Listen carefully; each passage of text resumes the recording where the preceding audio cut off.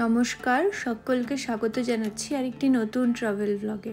আশা করি আপনারা সকলে ভালো আছেন আর আমিও ভালো আছি। তো আগের দিন দেখিয়েছিলাম যে আমি এসেছি মহাবালিপুরম। তো মহাবালিপুরমে এসে হোটেলে চেক ইন করে ফ্রেশ হয়ে বেরিয়ে পড়েছি শোর টেম্পল দেখার জন্য। শোর টেম্পল নিয়ে কিন্তু অনেক কথা কথিত আছে, চলুন সেগুলো আস্তে আস্তে আপনাদের সাথে শেয়ার করব। তার আগে চলুন একটু মুগ্ধ হয়ে জায়গাটা ঘুরে দেখি। কি সুন্দর দেখুন, সাগরের কোলে একটা মন্দির। এই মন্দিরটি কিন্তু লর্ড বিষ্ণু আর লর্ড শিবা দুজনকেই উৎসর্গ করা আছে। এখানে দুটি মন্দির আছে, একটা লর্ড শিবার আর একটা হচ্ছে লর্ড বিষ্ণুর। এই টেম্পলে আসতে হলে একটা টিকিট কাটতে হয়, যেটার প্রাইস হচ্ছে 40 টাকা পার হেড। এবার এই 40 টাকার টিকিট দিয়ে আপনি শুধু শোর টেম্পল নয়, পঞ্চরথা থেকে শুরু করে কৃষ্ণাস বাটার বল, তারপর হচ্ছে যত যাবতীয় জিনিস আছে সব আপনি দেখে নিতে পারবেন এই 40 রুপিসের টিকিট করে। তো আমি সাজেস্ট করব যে যদি কেউ সকাল সকাল বেরিয়ে যেতে পারেন তাহলে সমস্ত কিছু একসাথে কমপ্লিট হয়ে যাবে।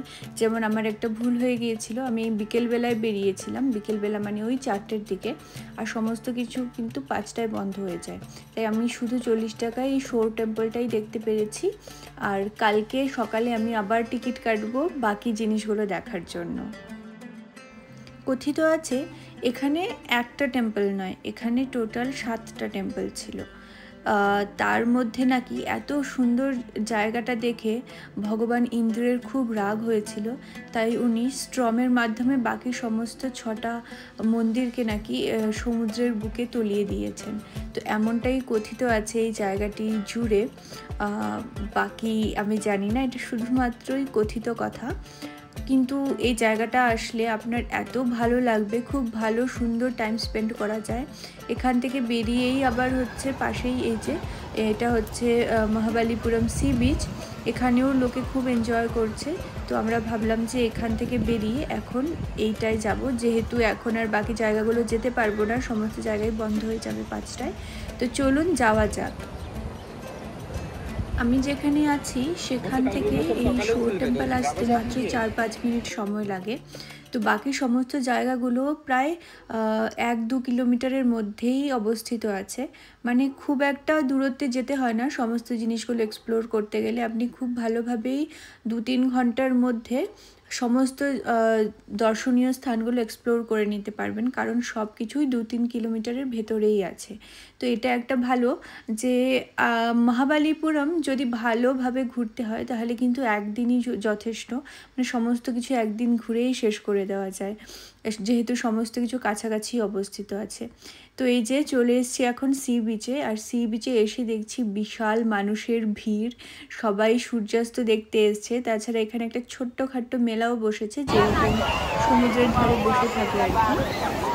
তো এখানে আমি যেটা সাউথ ইন্ডিয়াতে আসার পর বাকি সি সাইডগুলোতে গেছিলাম, যেমন পন্ডিচেরি আগের বছরও গেছিলাম, ওখানে আমি কোনো ফিশ স্টল দেখতে পাইনি, বাট এখানে এসে দেখতে পাচ্ছি যে মাছের ব্যবস্থা আছে। তো চলুন একটুখানি মাছ খেয়ে নেওয়া যাক। যেটা দেখে সব থেকে বেশি আমি অবাক হলাম যে এই ফিশ ফ্রাইগুলো আমাদের ওদিক মানে দীঘা মন্দারমণিতে কিন্তু অনেক দামে বিক্রি হয়। এখানে মোটামুটি 120 টাকার মধ্যে সমস্ত মাছ পাওয়া যাচ্ছে, মানে যেটা আমাকে খুব অবাকই করলো। প্লাস এরকম নয় যে কোয়ালিটি খারাপ, আমি খেয়ে দেখেছি ভীষণ ভালো, মানে খুব ফ্রেশ মাছ। তো এত কম দামে এত ভালো সি ফুড পাওয়া যাবে আমি আশা করিনি। তো এখন ওখান থেকে ফিরছি, ফেরার পথে এই যে মেলাটা ভেতরে যে দোকানগুলো আছে, মেলা ঠিক নয়, এই দোকানগুলো স্থায়ী দোকান, ওটা একটু ঘুরে দেখলাম। আর এই যে এখন চলে আসলাম একটা ক্যাফে এক্সপ্লোর করতে। ক্যাফে এক্সপ্লোর না করলে আমার একদমই ভালো লাগে না।